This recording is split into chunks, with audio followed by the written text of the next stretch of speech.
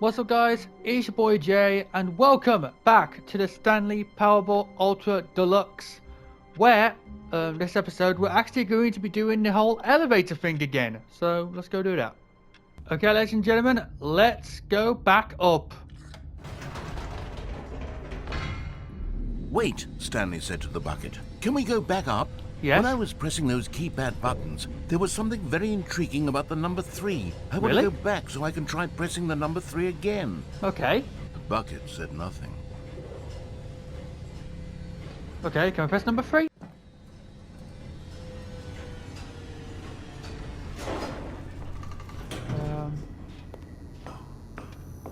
Hello again. Here we are, said Stanley. Now I'm going to try out that number 3 button. He took the bucket. Wow, he said. The number 3 is such a special button. I'm having the time of my life. Stanley looked expectantly at the bucket, but the bucket remained silent. This was a shock to Stanley, who had always felt such a connection with the bucket. How was this not as exciting to the bucket as it was to him? Once Stanley had had enough of the number 3, he got back in the elevator. Alright, let's go back in the elevator.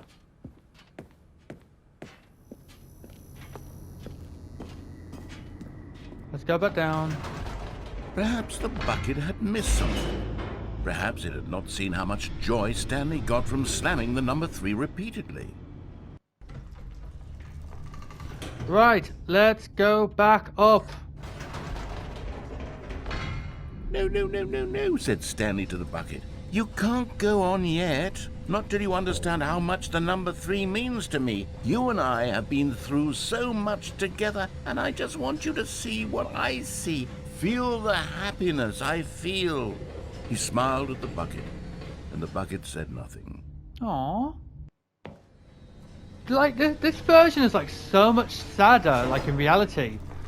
Alright, can I go back to number 3? I want to press number 3 again. Come with me. Here we go, said Stanley. This time I'll really show you. He Ready? ran to the number 3 and began to wail on it like a musician on a beloved instrument, weaving a concerto of truth and passion. He wielded the number 3 like a fine artist would wield a paintbrush.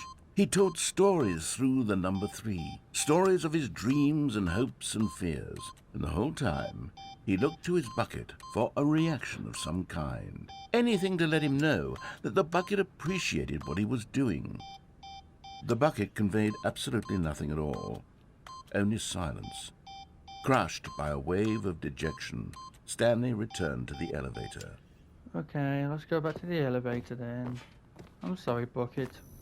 But I will show you one day, Bucket. I will.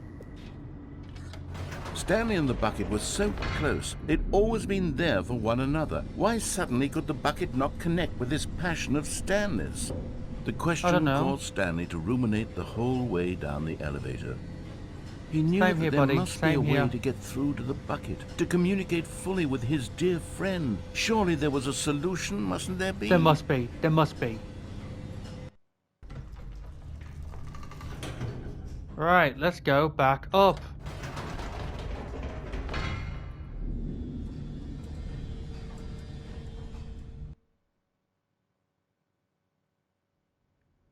Why?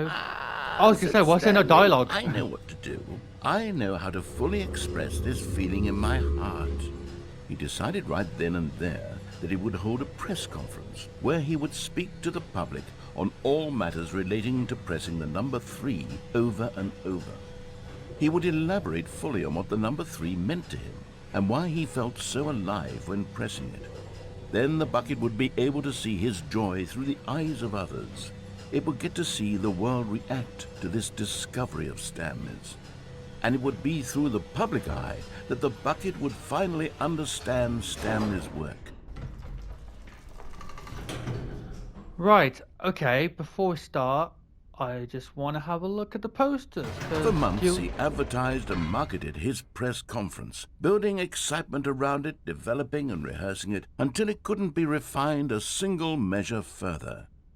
When the big day arrived, Stanley was as prepared as he'd ever been for anything in his life.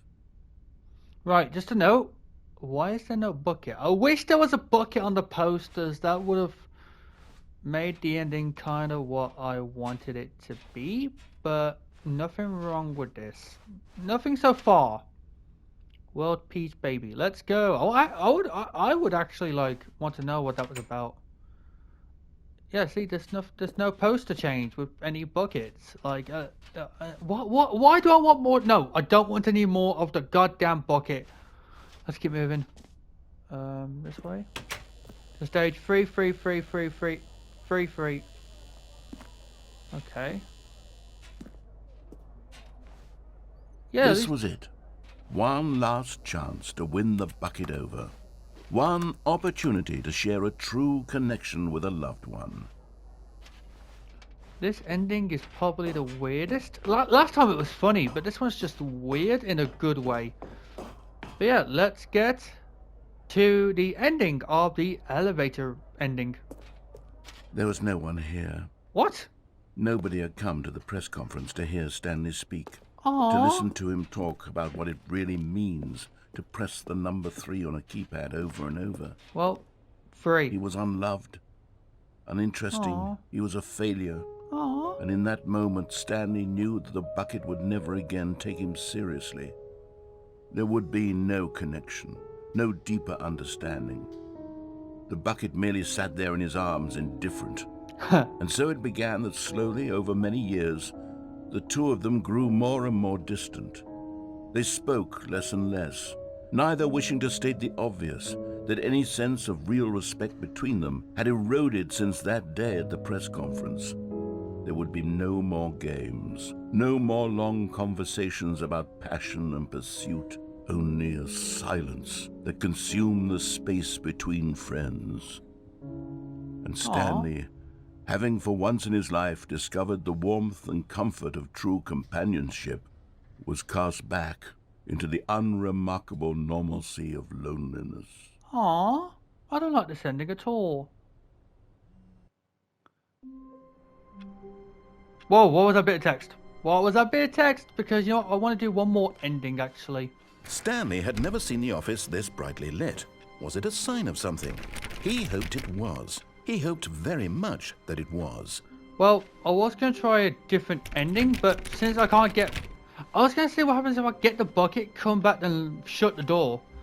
But, you know, since I can't do that, that's technically the end of the episode, isn't it? Well, thank you so much for watching. Please remember to like, comment, subscribe, and peace.